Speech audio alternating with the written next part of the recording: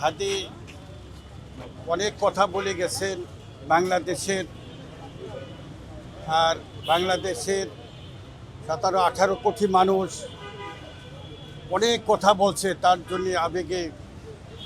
এখন আমি কালকেও আইছি এখানে, আজকেও আইছি তার জন্য একটু খবর জায়রাত করতে। তো এখন আমরা সূরা ইখলাস পড়ে একটু দোয়া করব, আমি এই জন্য খালি আপনাদের করছি।